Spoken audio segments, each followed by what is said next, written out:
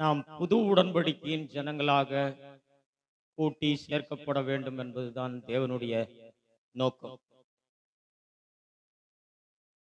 கர்த்தருடைய விசுவாசி என்று சொல்லுகிற நாம் ஒவ்வொருவரும்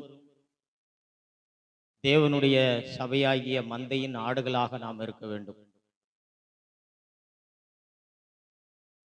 ஒரு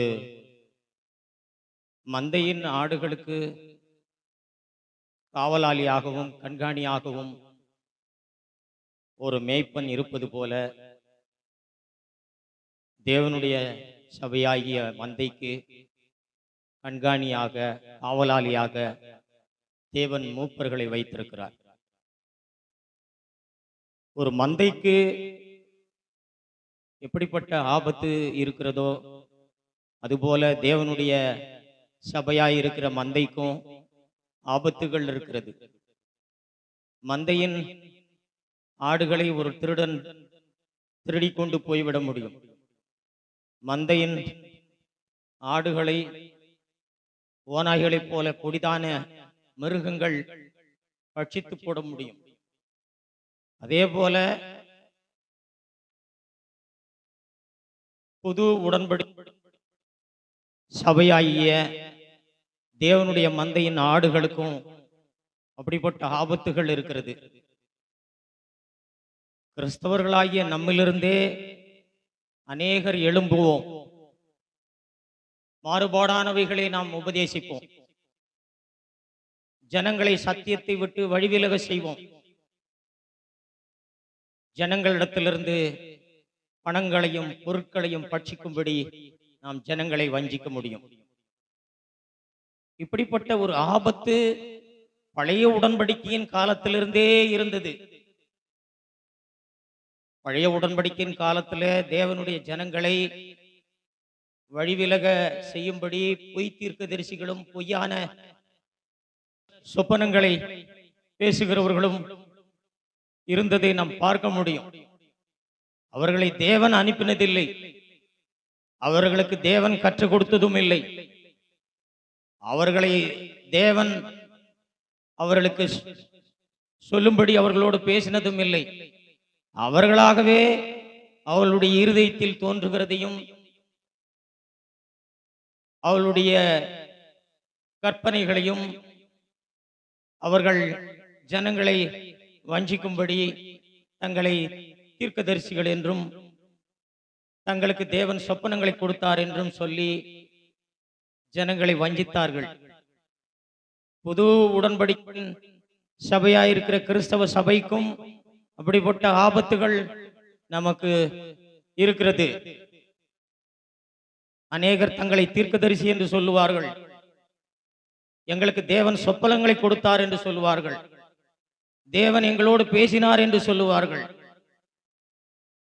இப்படி ஜனங்களை வஞ்சிக்கும்படி பலவிதமான போதனைகளை போதித்து ஜனங்களை வஞ்சிப்பார்கள். ஆகவேதான் மந்தையை மூப்பர்களுக்கு எச்சரிக்கையா இருக்க வேண்டும் என்று ஆண்டவர் சொல்லியிருக்கிறார்.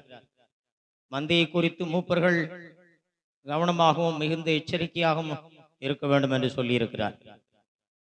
அதே போல மந்தையின் ஆடுகளாகிய ஜனங்களும் மூப்பர்களுக்கு கீழ்ப்படிய வேண்டும் என்று சொல்லியிருக்கிறார். நாம் இந்த காரியங்களை எல்லாம் நாம் எளிதாக எடுத்துக்கொள்வோமானால் நிச்சயமாக நாம் வழிவிலகி போவோம்.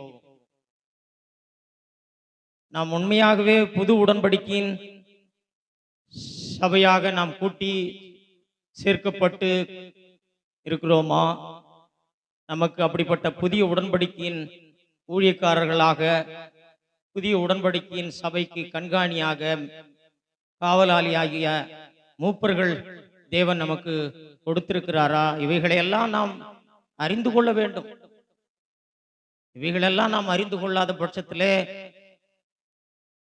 நாம் பொய் தீர்க்கதரிசிகளாலும் பொய்யான சொப்பனங்கள் சொல்லுகிறவர்களாலும் பொய்யான தரிசனங்களை சொல்லுகிறவர்களாலும் நாம் வஞ்சிக்கப்படுவோம்.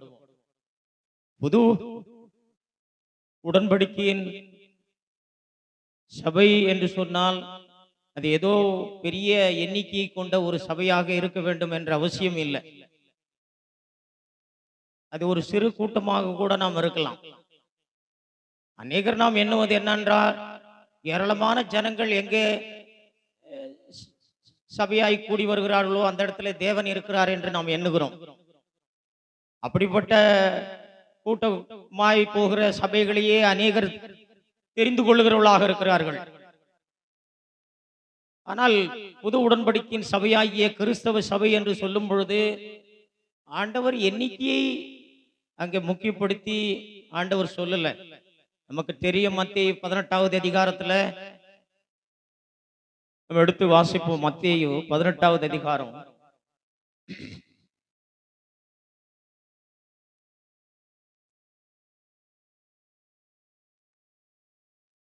20வது வசனத்துல, ஏனெனில் 2 பேராவது 3 பேராவது என் நாமத்தினாலே எங்கே கூடியிருக்கிறீர்களோ அங்கே அவர்கள் நடுவிலே இருக்கிறேன் என்றார்.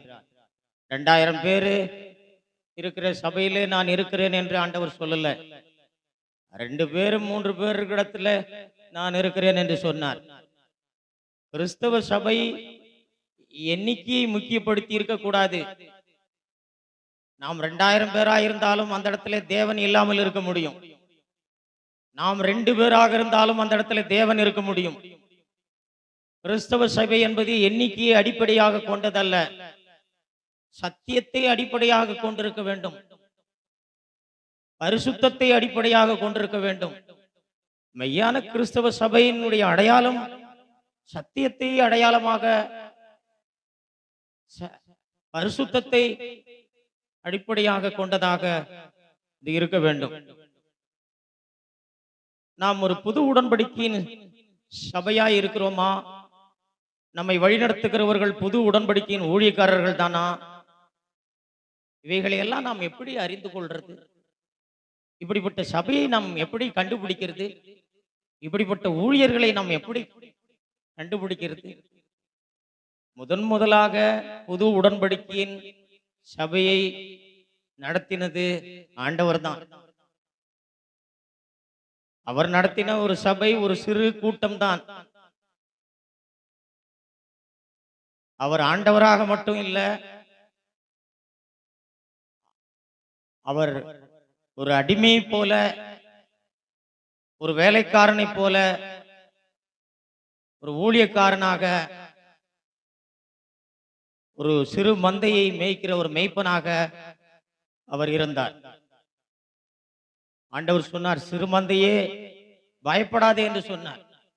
ஆண்டவர் நடத்தின சபை அதுதான். முதலாக இந்த பூமியிலே புதிய உடன்படிக்கையின் சபையை நடத்தினது ஆண்டவர் தான். அவர் இந்த பூமிக்கு வந்து அவர்தான் முதலாவது புது உடன்படிக்கையின் சபையை ஆரம்பித்தார். அவர்தான் புது உடன்படிக்கையின் சபையின் ஊழியக்காரனாக இருந்தார். அவர்தான் புது உடன்படிக்கையை மேய்ப்பனாக இருந்தார். அவர் நடத்தின சபை வெறும் சொற்ப ஜனங்களை கொண்டது. பெரிய எண்ணிக்கையுள்ள ஒரு கூட்டத்தை அவர் நடத்தல, ஒரு சிறு மந்தை தான். நாம் ஆண்டவரை பார்க்க தவறுவோமானால் நாம் உண்மையாகவே புது உடன்படிக்கையின் ஊழியக்காரனாகவும் புது உடன்படிக்கையின் சபை ஜனங்களாகவும் நாம் இருந்திட மாட்டோம். இன்றைக்கு ஜனங்கள் சபைக்கு எதற்காக போகிறார்கள்? அவர்கள் உண்மையாகவே அங்கே ஆண்டவருடைய வார்த்தையினாலே அவர்கள் போஷிக்கப்படுகிறார்களா? அவர்கள் தவறான போதகங்களுக்கு பாதுகாக்கப்படுகிறார்களா? அவர்கள் வஞ்சிக்கப்படுவதிலிருந்து பாதுகாக்கப்படுகிறார்களா? இன்றைக்கு சபை என்று சொன்னால் நல்ல பாடல்கள் இருக்கணும், நல்ல மியூசிக் இருக்கணும், நல்ல சத்தம் போட்டு ஆராதிக்கிறோம் என்ற பெயரில் ஜனங்கள் குதூகலமாகவும் கொண்டாட்டமாகவும் இருக்க வேண்டும். இவைகள்தான் சபைகளினுடைய நிலைமையாக மாறி போயிருக்கிறது. ஒரு புது உடன்படிக்கையின் ஊழியக்காரன் ஜனங்களுக்கு சொல்லுகிறவனாக இருக்கக்கூடாது. நீ இதை செய்யணும், நீ இதை செய்யக்கூடாது, நீ இப்படி இருக்கணும், நீ இப்படி இருக்கக்கூடாது. இந்த மாதிரி ஜனங்களுக்கு சொல்லுகிறவனாக இருக்கக்கூடாது. அவன் செய்கிறவனாக இருக்க வேண்டும். ஜனங்களுக்கு சொல்லுகிறதற்கு முன்பதாக அவன் முதலாவது தன்னுடைய வாழ்க்கையிலே செய்கிறவனாக இருக்க வேண்டும். ஜனங்களுடைய கண்களிலிருந்து எடுப்பதற்கு முன்பதாக முதலாவது தன்னுடைய கண்களிலிருந்து எடுத்துக்கொள்கிறவனாக இருக்க வேண்டும். சபைக்கு முன்பதாக செல்லுகிற ஒரு முன்மாதிரி உள்ளவனாக இருக்க வேண்டும். வெறுமனமே ஜனங்களுக்கு போதிக்கிறவனாக, ஜனங்களுக்கு சொல்லுகிறவனாக, நாம் ஜனங்களை பின்பதாக இருந்து அவர்களை நடத்துகிறவர்களாக நாம் இருக்கக்கூடாது. ஜனங்களுக்கு முன்பதாக நாம் நடந்து போகிறவர்களாக நாம் இருக்க வேண்டும். இந்த பூமியிலே ஆண்டவர் அப்படிதான் அந்த தன்னுடைய மந்தையை அவர் நடத்தினார்.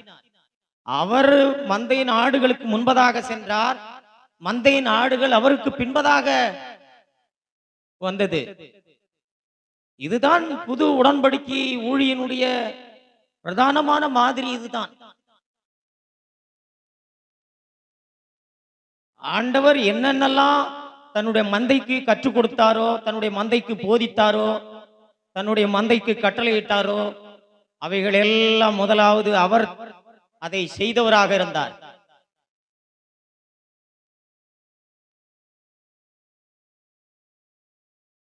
தான் அதை செய்து தன்னுடைய மந்தைக்கு அதை அவர் போதித்தார்.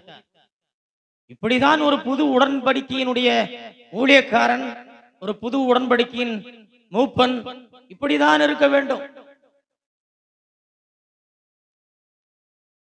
யோவான் 10வது அதிகாரம், இங்க ஒரு அற்புதமான வசனத்தை நாம் வாசிக்கலாம். 4வது வசனம், அவன் தன் ஆடுகளை வெளியே விட்ட பின்பு அவைகளுக்கு முன்பாக நடந்து போடுகிறான். ஆடுகள் அவன் சத்தத்தை அறிந்திருக்கிறபடியினால் அவனுக்கு பின் செல்லுகிறது. இதுதான் புது உடன்படிக்கை ஊழியக்காரனுடைய பிரதானமான அடையாளம். இன்றைக்கு ஜனங்கள் இப்படிப்பட்ட ஒரு ஊழியக்காரர்களை அவர்கள் தேடுவதில்லை. அங்கே அற்புதம் நடக்கிறதா, அங்கே அடையாளங்கள் இருக்கிறதா, அங்கே சொப்பனங்களை பற்றி பேசுகிறார்களா, தரிசனங்களை பற்றி பேசுகிறார்களா, நாளைக்கு நடப்பதை பற்றி சொல்லுவார்களா?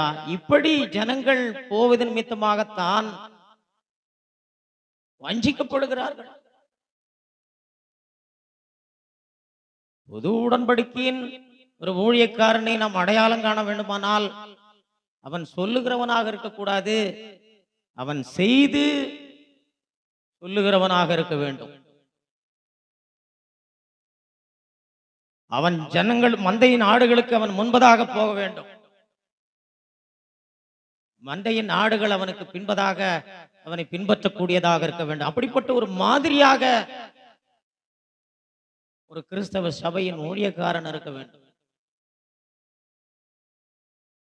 இயேசு கிறிஸ்து தான் இந்த பூமியிலே அவர் தன்னுடைய மந்தையை நடத்தினார். அவர் முன்பதாக சென்றார், மந்தையின் ஆடுகள் அவருக்கு பின்பதாக வந்தது. நாம் மத்தேயு புத்தகத்தில் கூட நாம் வாசிக்கிறோம், என் பின்னே வாருங்கள் என்று சொன்னார். அவர் முன்பாக சென்றார், மந்தையின் ஆடுகள் அவருக்கு பின்பதாக வந்தது. அவர் அவர்களுக்கு மாதிரியாக இருந்தார். அவர் என்னென்னலாம் போதித்தாரோ, தன்னுடைய ஆடுகளுக்கு என்னென்னலாம் சொன்னாரோ, அவைகளுக்கு அவர் ஒரு மாதிரியாக அவர் முன்பதாக அவர் நடந்து போனார்.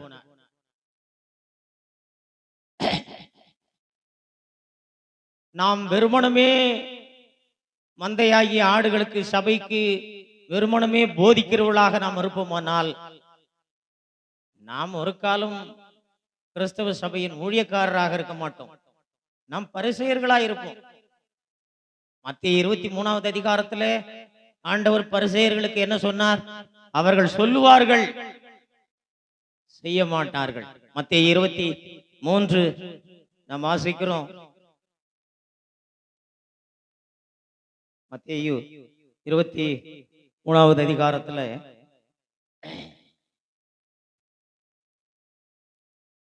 3வது வசனத்துல வாசிக்கிறோம். ஆகையால் நீங்கள் கை கொள்ளும்படி அவர்கள் உங்களுக்கு சொல்லுகிற யாவையும் கை கொண்டு செய்யுங்கள். அவங்க சொல்றது சரியாதான் சொல்றாங்க, அவர்கள் போதிக்கிறது சரியானதை தான் போதிக்கிறாங்க. ஆகவேதான் அவர்கள் சொல்லுகிறதை நீங்கள் கை கொள்ளுங்கள் என்று சொன்னார். ஆனால் அவர்கள் செய்கையின்படியோ செய்யாதிருங்கள், ஏனெனில் அவர்கள் சொல்லுகிறார்கள், சொல்லியும் செய்யாதிருக்கிறார்கள். நாம் ஒரு சபையின் ஊழியக்காரனாய் இருந்து கொண்டு சரியான போதனையை நாம் போதிக்க முடியும், சரியான ஒரு உபதேசத்தை நாம் போதிக்க முடியும், சரியானபடி நான் ஜனங்களுக்கு சொல்லிக் கொடுக்க முடியும். ஆனால் நம் வாழ்க்கையில் அதை செய்யாமல் இருக்க முடியும். செய்யாமலேயே சரியான போதகத்தையும் சரியான உபதேசத்தையும் சபைக்கு நாம் கொடுக்க முடியும். பரிசேயர்கள் இருந்தார்கள், பரிசேயர்கள் சரியாய் போதித்தார்கள், பரிசேயர்கள் சரியாய் சொல்லிக் கொடுத்தார்கள். ஆனால் அவர்கள் சொன்னபடி ஒன்றே கூட அவர்கள் என்ன பண்ணல, அவர்கள் கை கொள்ளுவர்களாக இல்லை. கிறிஸ்தவ சபையின் ஊழியக்காரர்கள் நாம் சொல்லுகிறதல்ல, நாம் செய்கிறவர்களாய் நாம் இருக்க வேண்டும், செய்து நாம் சொல்லுகிறவர்களாக நாம் இருக்க வேண்டும். அப்படிப்பட்டவர்களாக நாம் இருக்கும் பொழுதுதான் நாம் புது உடன்படிக்கையின் ஊழியக்காரனாகவோ மூப்பனாகவோ நாம் இருந்திட முடியும்.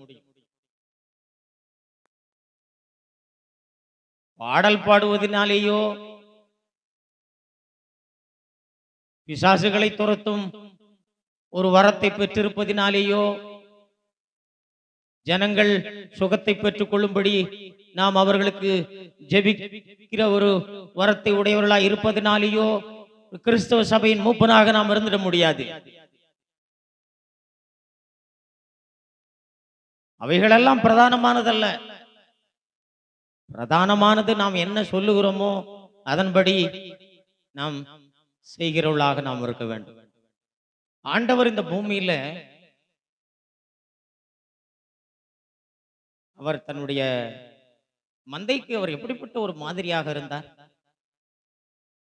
இன்றைக்கு அநேகர் தங்களை விசேஷித்த விதத்திலே அழைத்துக் கொள்ள வேண்டும் என்று விரும்புகிறார்கள். புது உடன்படிக்கையின் ஊழியக்காரர்கள் ஒருவர் கூட தங்களை விசேஷித்த பட்டப்பெயர்களிலே தங்களை அழைத்துக் கொள்ளவில்லை. இன்றைக்கு அநேகர் தங்களை பாஸ்டர்கள் என்றும் தீர்க்கதரிசிகள் என்றும் ஃபாதர் என்றும் இப்படி அழைத்துக் கொள்வதிலே அதிக விருப்பம் உள்ளவர்களாக இருக்கிறார்கள். ஆனால் வேதத்திலே புது உடன்படிக்கையின் ஊழியக்காரர்கள் மூப்பர்கள் ஒருவர் கூட இப்படி தங்களை அழைத்துக் கொண்டதில்லை. ஆண்டவர் கூட இந்த பூமிக்கு வந்தபோது அவர் தேவனாக இருந்தார், தேவனுக்கு சமமானவராக இருந்தார். ஆனால் இந்த பூமியிலே ஒரு அடிமையை போல அவர் ரூபம் எடுத்து வந்தார், ஒரு அடிமையின் ரூபமானார் என்று நாம் பிலிப்பியர்ல நாம் வாசிக்கிறோம். ஜனங்களுக்கும் கூட அவருக்கு பின்பதாக கிறிஸ்தவ சபையின் ஊழியக்காரராக இருக்க வேண்டும் என்பவர்கள் கூட அவரையே பின்பற்ற வேண்டும் என்று அவர்களுக்கு போதித்தார். நாம் நம்மை அழைத்துக் கொள்ள நமக்கு விரும்பினால் ஆண்டவர் இதைத்தான் நமக்கு சொல்லிக் கொடுத்தார். நீ ஒரு சகோதரன் என்று சொல்லி அழைச்சிக்கோ, நீ உன்னை ஊழியக்காரன் என்று சொல்லி அழைச்சிக்கொள். இதை தவிர வேற எந்த ஒரு பெயர்களிலும் நம்மை அழைத்துக் கொள்ளக்கூடாது. மத்தேயு 23வது அதிகாரத்திலேயே இதை நாம் வாசிக்கிறோம். தன்னுடைய மந்தைக்கு கிறிஸ்தவ சபையின் ஊழியக்காரராக இருக்கிறவர்களுக்கு ஆண்டவர் சொல்லிக் கொடுத்தது. அவர் என்ன சொல்லிக் கொடுத்தாரு? இதே அதிகாரத்துல நான் உங்களுக்கு வாசிக்கிறேன். 23:8வது வசனம். நீங்களோ ரபி என்று அழைக்கப்படாதிருங்கள், கிறிஸ்து ஒருவரே உங்களுக்கு போதகராயிருக்கிறார், நீங்கள் எல்லாரும் சகோதரராயிருக்கிறீர்கள். நாம் சாதாரண சகோதரர்களாய் அழைத்துக் கொள்வதற்கே நாம் விருப்பம் உள்ளவர்களாக இருக்க வேண்டும். அடுத்து, பூமியிலே ஒருவனையும் உங்கள் பிதா என்று சொல்லாதிருங்கள், பரலோகத்தில் இருக்கிற ஒருவரே உங்களுக்கு பிதாவாக இருக்கிறார். 10வது வசனம். நீங்கள் குருக்கள் என்றும் அழைக்கப்படாதிருங்கள், கிறிஸ்து ஒருவரே உங்களுக்கு குருவாய் இருக்கிறார்.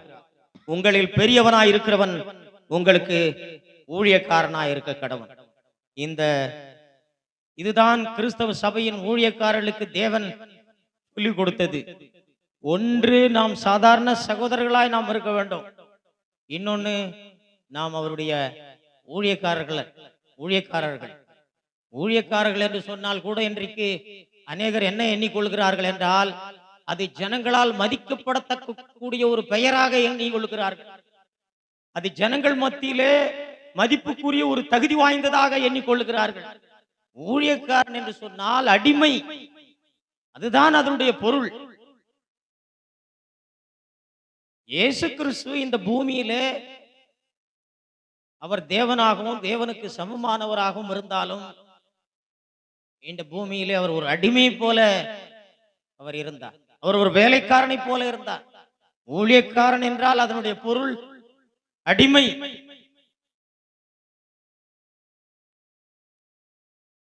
நாம் ஒரு அடிமை போல இருக்க விருப்பம் இல்லாவிட்டால் கிறிஸ்தவ சபையின் ஊழியக்காரராக நாம் இருக்க நமக்கு தகுதி இல்லை.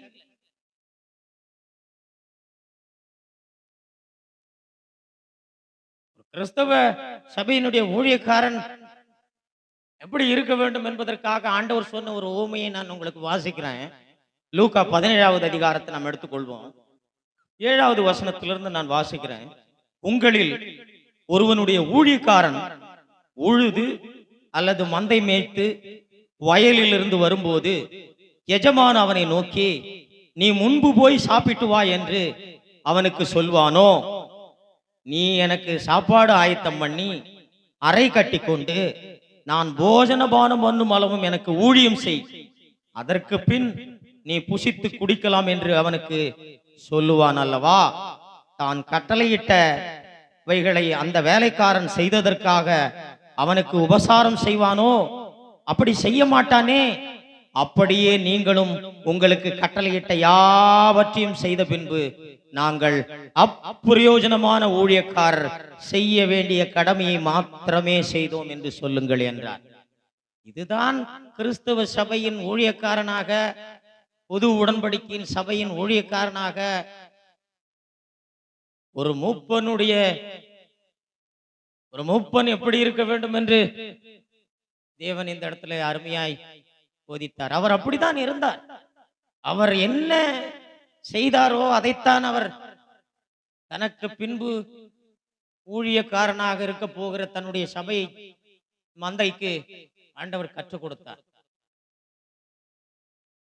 இங்கே ஊழியக்காரன் இருக்கிறான். ஊழியக்காரன் என்றால் அடிமை. அடிமை தன்னுடைய எஜமான் சொல்லுகிற எல்லாவற்றையும் செய்துட்டு அதற்காக அவன் ஏதாவது ஒரு பிரதிபலனை அந்த எஜமானிடத்தில் எதிர்பார்க்க முடியுமா? முடியாது. அதற்காக அந்த எஜமான் தன்னை பாராட்ட வேண்டும் என்றோ தன்னை மேன்மையாக சொல்ல வேண்டும் என்றோ அவன் ஒரு காலம் எதிர்பார்க்க முடியாது. ஏனென்றால் அவன் ஒரு அடிமை. அவன் அவன் செய்ய வேண்டியதை தான் அவன் செய்திருக்கிறான். அதற்காக அவன் எந்த ஒரு பிரதிபலனையும் அவன் எதிர்பார்க்க முடியாது. எஜமான் கட்டளையிட்ட எல்லாவற்றையும் அவன் செய்தாலும் கூட தன்னை ஒரு மேன்மையாக அவன் எண்ணிக்கொள்ள முடியாது. காரணம், அவன் ஒரு வேலைக்காரன், அவன் ஒரு அடிமை. தன் எஜமானுக்கு அவன் செய்ய வேண்டியதை தான் அவன் செய்திருக்கிறான்.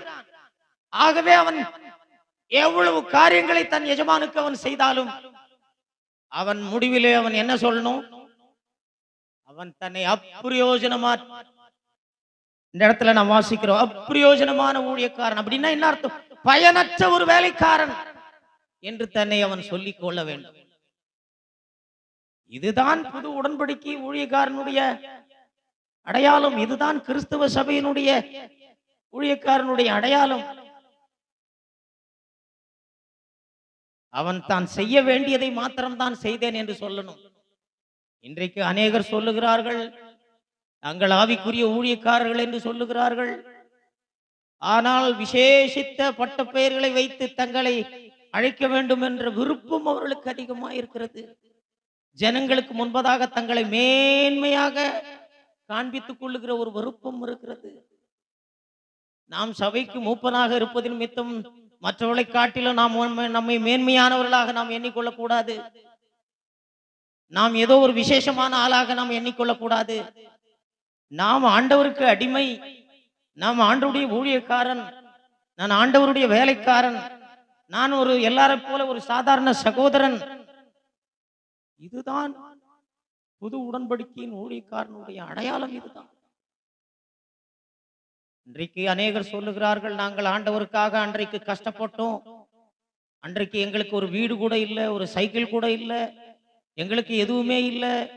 ஆண்டவருக்காக அவ்வளவு கஷ்டப்பட்டதுனால, நாங்கள் அவ்வளவு ஆண்டவருக்காக உழைத்ததுனால, ஊழியம் செய்ததுனால இன்றைக்கு தேவன் எங்களை உயர் வைத்திருக்கிறார். எங்களுக்கு மாடி கொடுத்திருக்கிறார், எங்களுக்கு கார் கொடுத்திருக்கிறார். கர்த்தர் எங்களை மேன்மையாய் ராஜாக்களுக்கு லோடு ராஜாக்களுக்கு சமமாக எங்களை மேன்மைப்படுத்தி வைத்திருக்கிறார் என்று சொல்லுகிறார்கள். இவர்கள் ஒரு காலம் புது உடன்படிக்கையின் ஊழியக்காரர்கள் அல்ல. புது உடன்படிக்கையின் ஊழியக்காரர்கள் என்று சொன்னால், ஆண்டவருக்காக நாம் எவ்வளவு கஷ்டப்பட்டாலும், ஆண்டவருக்காக நாம் எவ்வளவு உழைத்தாலும், ஆண்டவருக்கென்று நாம் எவ்வளவு மேன்மையாக நாம் வாழ்ந்தாலும், ஆண்டவர் சொன்னதையெல்லாம் நாம் செய்தாலும் கூட, நாம் செய்ய வேண்டியதை மாத்திரம்தான் செய்திருக்கிறோம். நாம் அப்பிரயோஜனமான ஊழியக்காரன் என்று சொல்ல வேண்டும். இப்படிப்பட்ட ஒரு ஊழியக்காரனாக நாம் இல்லாவிட்டால் ஒரு காலம் புது உடன்படிக்கையின் சபையை கட்ட தேவன் நம்மை பயன்படுத்திட முடியாது. இன்றைக்கு நாங்கள் ஆவிக்குரிய கிறிஸ்தவர்கள், நாங்கள் ஆவிக்குரிய சபையை சார்ந்தவர்கள் என்று சொல்லி இன்றைக்கு கூட்டமான ஜனங்கள் வார்த்தையின் வெளிச்சத்தை அறியாதவர்களாக இருக்கிறார்கள். வார்த்தையை விசுவாசிக்காதவர்களாக இருக்கிறார்கள். அவர்களுக்கு நல்ல ஆடல் இருக்க வேண்டும், பாடல் இருக்க வேண்டும், நல்ல சத்தம் இருக்க வேண்டும், நல்ல இனிமையான ஒரு குரலிலே பாடுகிறவர்களாக இருக்க வேண்டும், நல்ல இசை இருக்க வேண்டும், சபை ஒரு கொண்டாட்டமான இடமாக இருக்க வேண்டும். பரிசுத்தத்தை அடிப்படையாக வைத்திருப்பதிலிருந்து சபை வழிவிலகி போய் கொண்டிருக்கிறது. எனக்கு அன்பான தேவனுடைய ஜனமே, புது உடன்படிக்கையின் சபையை கட்டுவதுதான் தேவனுடைய நோக்கம். நாம் ஒவ்வொருவரும் புது உடன்படிக்கையின் ஜனலாக இருக்க வேண்டும் என்பதுதான் தேவனுடைய நோக்கம். நாம் ஒரு புது உடன்படிக்கையின் சபையை கட்ட வேண்டுமானால், நாம் புது உடன்படிக்கையின் சபைக்கு கண்காணியானவாகவும் காவலியாளராகவும் நாம் இருக்க வேண்டுமானால், நாம் ஆண்டவரை பின்பற்றுகிறவர்களாக நாம் இருக்க வேண்டும். இந்த பூமியிலே நமக்கு அவரை தவிர மாதிரி வேற ஒருவரும் பூர்ணமான மாதிரி அல்ல. அவருடைய அடிச்சுவடுகளை நாம் பின்பற்றாமல் நாம் இந்த புது உடன்படிக்கையின் ஊழியக்காரனாக நாம் இருந்திட முடியாது. ஆகவே ஏதோ ஒரு பெரிய கூட்டம் இருக்கிறது தான் தேவன் அங்கு இருக்கிறார் என்று சொல்லி தயவு செய்து நாம் எண்ணிவிட கூடாது. பொது உடன்படிக்கையின் சபை கூட்டத்தை பொறுத்து இல்லை. 2 பேர் 3 பேர் இருந்தாலும் கூட தேவன் அங்கே இருக்க முடியும் என்று நாம் வாசித்தோம். தாழ்மையுள்ளவர்களாய் நாம் இருக்க வேண்டும். ஆண்டவரை போல தன்னை மேன்மையாய் காண்பித்துக் கொள்ளாதவர்களாக நாம் இருக்க வேண்டும். நம்மை ஒரு விசேஷித்தவனவர்களாக ஜனங்களுடைய கண்களுக்கு நம்மை நாம் காண்பிக்காதவர்களாக, அப்படிப்பட்டவர்கள் தாழ்மையான 2 பேர் அப்பிரயோஜனமானவர், நாங்கள் அப்பிரயோஜனமானவர்கள் என்று சொல்லக்கூடிய 2-3 பேர் இருக்கிற இடத்திலே நான் இருக்கிறேன் என்று ஆண்டவர் சொல்லி இருக்கிறார். நாம் நம்மை மேன்மையாய் ஜனங்களுக்கு காண்பித்துக் கொண்டு, நம்மை குறித்து உயர்வாக கொண்டு, ஜனங்கள் மத்தியிலே தங்களை ஒரு விசேஷித்தவர்களாக நம்மை காண்பித்துக் கொண்டு 2000 ஜனங்களை நாம் கூட்டி சேர்த்து இருந்தாலும் தேவன் அந்த இடத்திலே இல்லாமல் இருக்க முடியும். கிறிஸ்தவ சபையின் அடையாளம் தாழ்மையாக இருக்க வேண்டும். நாம் அப்பிரயோஜனமற்றவர்கள் என்பதை நாம் மறக்கக்கூடாது.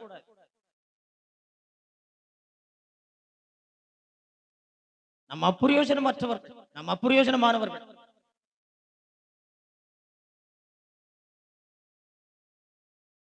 ஆண்டவர் கிறிஸ்தவ சபையின் ஜனங்களுக்கு ஆண்டவர் சொன்னது என்ன? இந்த உலகத்துக்கு நீங்கள் உப்பாக இருக்கிறீர்கள். நாம் இந்த உலகத்துக்கு உப்பாக இருக்க வேண்டும் என்று சொன்னார். உப்பு என்று சொல்லும் பொழுது அது ஒரு எண்ணிக்கையை அடிப்படையாக கொண்டதில்லை. அது சுவையை, அதனுடைய தன்மை, சுவை தரக்கூடியது.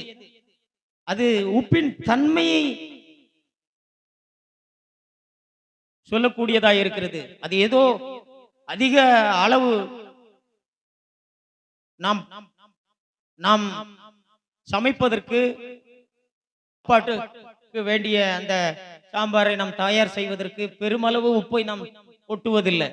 நாம் ஒரு குறைவான உப்பை தான் போடுகிறோம். அது சுவையை தரக்கூடியதாக மாற்றி விடுகிறது. உப்பு என்று சொல்லும் பொழுது அது ஒரு தன்மையை குறிக்கிறது, சுவை ஊட்டுகிற ஒரு தன்மையை குறிக்கிறது.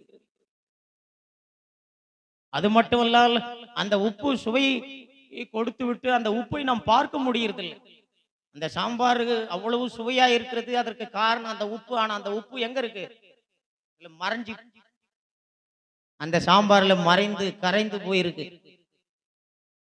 அந்த மாதிரி நாம் இருக்க வேண்டும். நம்மை பெரிதாக காண்பிக்க கூடாது. நம்மை குறித்து பெரிய எண்ணம் நமக்கு இருக்கக்கூடாது. இப்படிப்பட்ட ஒரு ஊழியக்காரர்கள் தான் புது உடன்படிக்கையின் சபையை கட்டிட முடியும். ஆகவே எனக்கு அன்பானவர்களே, நாம் மிகுந்த கவனத்தோடு இருக்க வேண்டும். நாம் மிகுந்த எச்சரிக்கையோடு இருக்க வேண்டும். ஆண்டவர் தன்னுடைய மந்தைக்கு ஆண்டவர் சொன்னது என்ன? கடைசி நாட்கள்ல அநேகர் வருவார்கள், என் நாமத்தை தரித்துக் கொண்டிருப்பார்கள், ஆனால் அவர்கள் வந்து உங்களை வஞ்சிப்பார்கள் என்று சொன்னார். மத்தேயு 24வது அதிகாரம் 4வது வசனம் 5வது வசனம். இயேசு அவர்களுக்கு பிரதி உத்தரமாக, ஒருவனும் உங்களை வஞ்சியாதபடிக்கு எச்சரிக்கையாயிருங்கள். ஏனெனில் அநேகர் வந்து என் நாமத்தை தரித்துக் கொண்டு நானே கிறிஸ்து என்று சொல்லி அநேகரை வஞ்சிப்பார்கள்.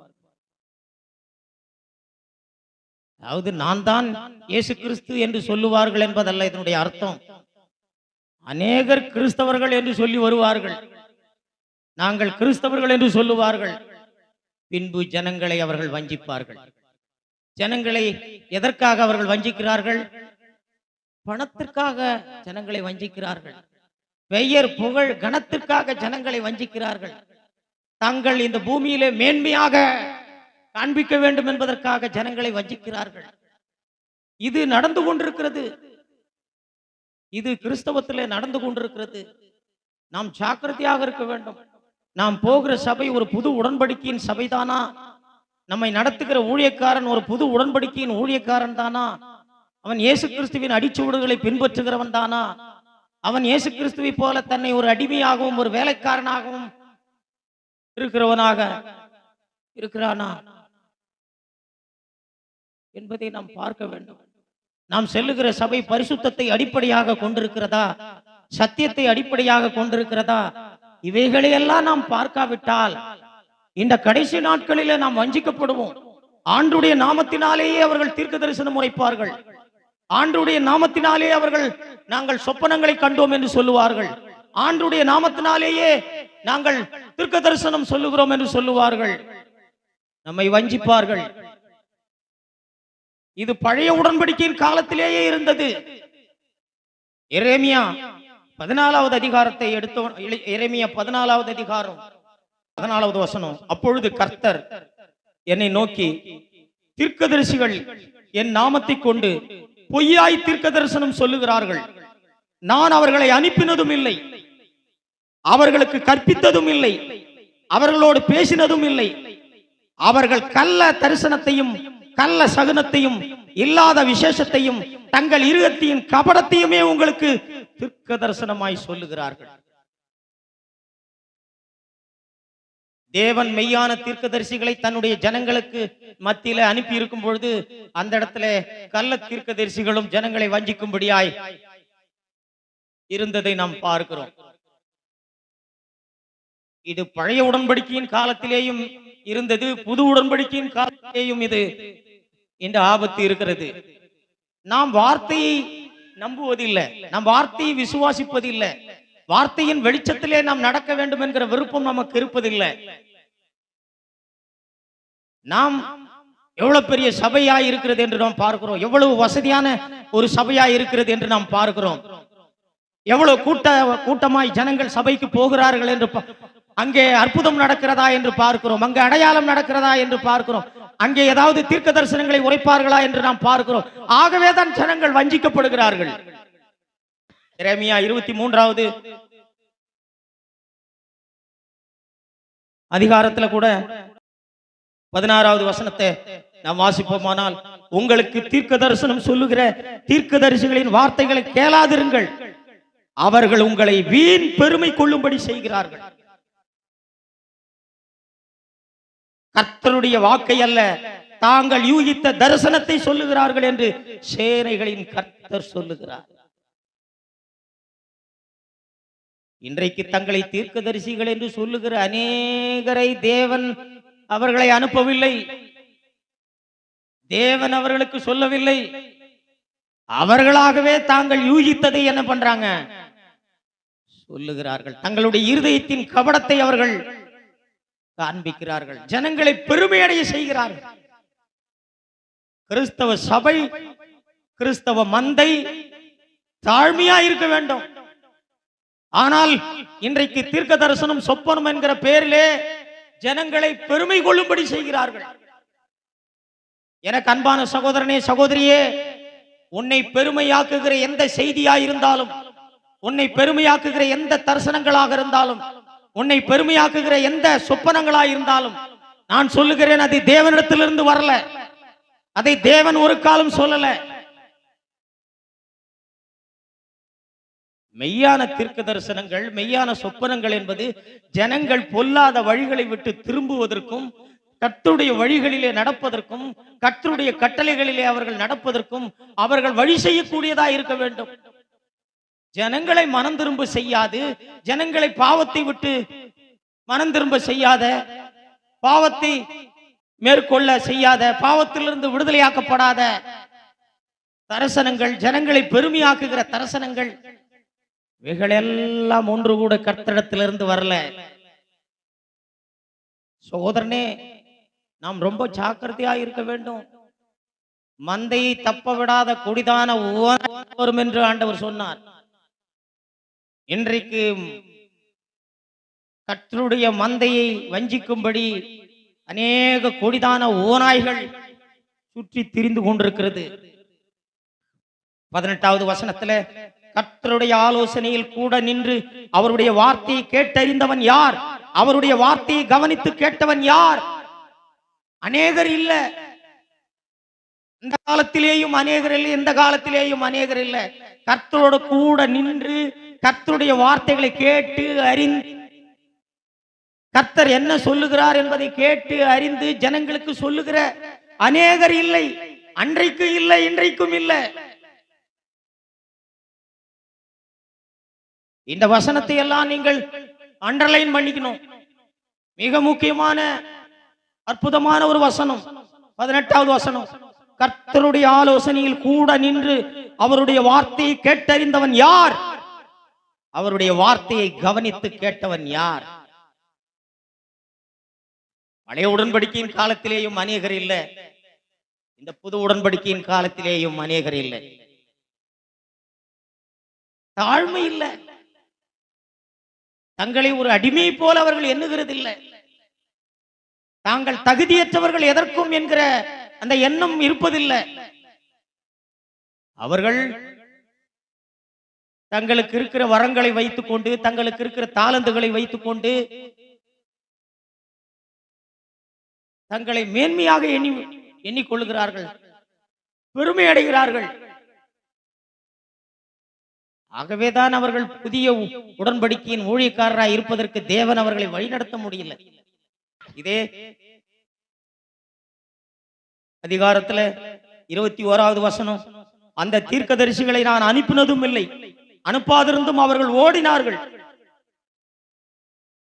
அவர்களோடு நான் பேசாதிருந்தும் அவர்கள் தீர்க்க தரிசனம் சொன்னார்கள்.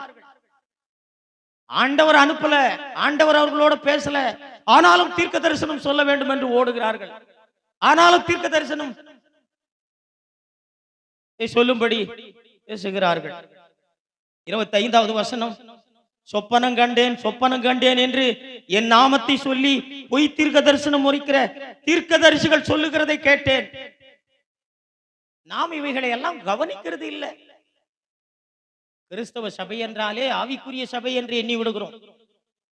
கிறிஸ்தவ சபை என்றாலே புது உடன்படிக்கையின் சபை என்று எண்ணி விடுகிறோம். கிறிஸ்தவ சபை புது உடன்படிக்கையின் ஊழியக்காரர் என்று சொல்லி எண்ணி விடுகிறோம். நாம் வார்த்தையின் வெளிச்சம் இல்லாவிட்டால், நாம் வார்த்தையை விசுவாசிக்காவிட்டால், எனக்கு அன்பானவர்களே, நாம் வஞ்சிக்கப்படுவோம். பழைய உடன்படிக்கையின் காலத்திலே அநேக பொய் தீர்க்கதரிசிகள், கள்ள தீர்க்கதரிசிகள் ஜனங்களை வஞ்சித்தார்கள். இந்த நாட்களிலேயும் நம்மை வஞ்சிப்பார்கள் என்று ஆண்டவர் எச்சரித்தார். என் நாமத்தை தரித்துக் கொண்டு அவர்கள் உங்களை வஞ்சிப்பார்கள் என்று சொன்னார். நாம் மிகுந்த ஜாக்கிரதையாக இருக்க வேண்டும். சகோதரனே, நான் முடிவாக ஒரு காரியத்தை மட்டுமே நான் உங்களுக்கு சொல்லுகிறேன். ஆண்டவர் நம்மை ரட்சிப்பதற்காக அவர் பெரிய விளக்கரையத்தை கொடுத்திருக்கிறார். நம்மை பரிசுத்தப்படுத்தும்படியாய் தன்னுடைய ஆவியை தேவன் அனுப்பி இருக்கிறார். தேவன் மகத்தான காரியங்களை செய்திருக்கிறார். அவர் சிலுவையிலே மரித்தது மட்டுமல்ல, அவர் உயிர் தெழுந்து தன்னுடைய ஆவியை அனுப்பி இருக்கிறார். இவைகளையெல்லாம் தேவன் எதற்காக செய்தார்? நாம் பாவத்திலிருந்து மனம் திரும்புவதும், பாவத்திலிருந்து விடுதலையாக்கப்படுவதும், பரிசுத்த வாழ்க்கையை அடிப்படையாக கொண்டிருப்பதும், இவைகள் தான் நமக்கு முக்கியமாக இருக்க வேண்டும். இவைகளை தவிர்த்து நம்முடைய பார்வையை நாம் திருப்புவோமானால் நாம் வஞ்சிக்கப்படுவோம். ஆகவே நாம் புது உடன்படிக்கையின் சபையாகவும் ஒரு புது உடன்படிக்கையின் ஊழியக்காரர்களாகவும் இருக்க வேண்டும். இதுதான் தேவனுடைய சித்தம், இதுதான் தேவனுடைய நோக்கம். நம்ம ஒவ்வொருவரும் அப்படிப்பட்ட ஒரு சபையாகவும் அப்படிப்பட்ட ஒரு ஊழியக்காரரும் இருக்கும்படி நம்மை நாம் அர்ப்பணிப்போம். கர்த்தர் நம்மை ஆசீர்வதிப்பாராக. ஆமென்.